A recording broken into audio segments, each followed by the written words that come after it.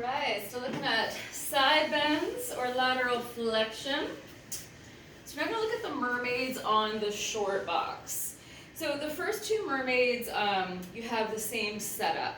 So you want the strap at a length where your leg can slightly lift, and you have freedom to rotate the thigh to parallel as you lift the hip and lean off the box, and rotating the thigh back into lateral rotation so that you can spiral it in the hip and drop the sit bone back down.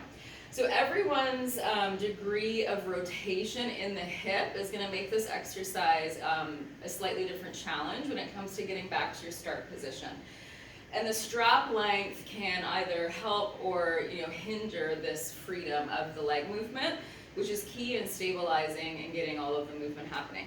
So I'm going to run through the first two variations just one time each, and then we'll set up for bow and arrow, which is slightly different. So arms are out to a T. We're going to shoot ourselves out first just to that long line. This is where the leg rolls in. The strap should be tight, and you're literally hanging from your foot. You're going to exhale to go further. We're going to float all of the way up to vertical, turning this thigh out, dropping the sit bone again, and then taking it over to the other side.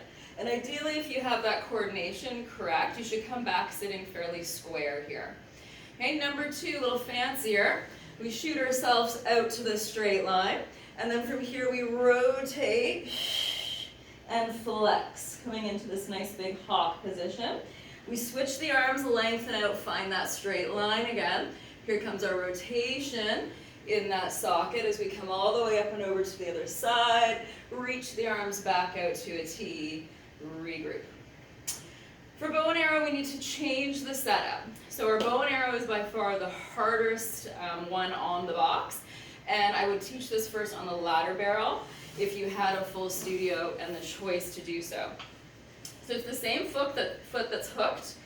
Your bottom foot is going to come under the ankle and loop around the ankle, not into the strap.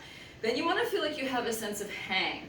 So I'm going to squeeze my inner thighs. I'm going to get to this place where I can drop down right away and then come up.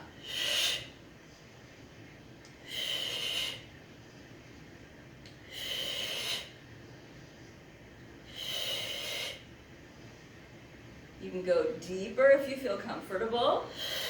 But you're really trying to just hit the straight line again. You're not trying to go beyond that line because of the place of the legs and trying to keep yourself balanced. So the inner thighs, the hip extensors, the whole lower chain again of the body is really going to come into a factor or a key place there of stability to help the pelvis and the whole torso then stabilize, because the less twisting you have, the stronger you'll be in that position.